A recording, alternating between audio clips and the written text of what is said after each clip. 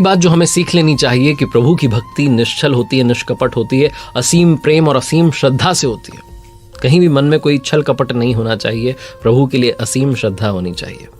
भगवान श्री कृष्ण के बारे में जब दुनिया में चर्चा होती थी, ब्रह्मांड में चर्चा होती थी, तो लोग कहते थे कि इनका सबसे बड़ा भक्त कौन है।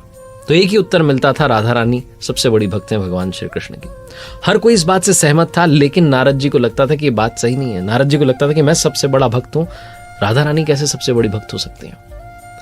तो एक बार नारद जी भगवान श्री कृष्ण से मिलने के लिए द्वारकापुरी पहुंचे, और जैसे ही नारद जी को आता हुआ देखा तो भगवान श्री कृष्ण ने अपना सिर पकड़ करके वो बैठ गए, और सिर पकड़ा हुआ था। जैसे ही नारद जी उन्होंने प्रणाम किया और पूछा कि आपने सिर क्यों पकड़ा हुआ है, तो भगवान श्री कृष्ण ने कहा कि आज सिर में बहुत पीड़ा हो रही है, बहुत दर्द हो रहा है।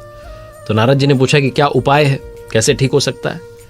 तो प्रभु ने कहा कि मेरा सबसे बड़ा भक्त, मेरा परम भक्त जो है, अगर वो अपने चरण धोकर के जो पानी, जो चरण अमृत है मुझे पिला देता है तो मेरा सिर दर्द ठीक हो जाएगा। अब नारद जी जो है चक्कर में पड़ गए। उन्हें लगा कि मैं सबसे बड़ा कृष्ण भक्त तो हूँ, प्रभु भक्त तो हूँ, लेकिन मैं अपने पैर धोकर के, चरण धोकर के, वो जो पानी है, वो जो चरण अमृत है, अगर प्रभु को पिलाऊंगा तो मुझे नरक जाने का पाप मिलेगा। फिर उन्होंने सोचा कि राधा जी भी अपने आप को भगवान श्री कृष्ण का सबसे बड़ा भक्त मानती हैं। तो प्रभु से आगे लेकर के वो राधा रानी के महल में गए और उन्हें बताया कि प्रभु के सिर में पीड़ा हो रही है। राधा जी ने एक क्षण का विलंब नहीं किया, उन्होंने अपने चरण धोकर के जो अमृत था, जो पानी था, उसे एक कटोरी में ला करके दिया। नारद जी को कहा कि आप लेकर के जाइए। मुनिवर, मैं नहीं जानती कि मैं भगवान श्री कृष्ण की कितनी बड़ी भक्त हूं, लेकिन मैं अपने प्रभु को पीड़ा में नहीं देख सकती।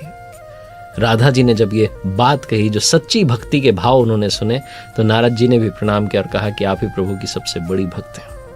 और प्रभु श्री कृष्ण ने ये जो लीला रची है, ये सिर्फ और सिर्फ मुझे संदेश देने के लिए रची है कि जो भक्ति है वो संपूर्ण भाव, संपूर्ण श्रद्धा से होती है।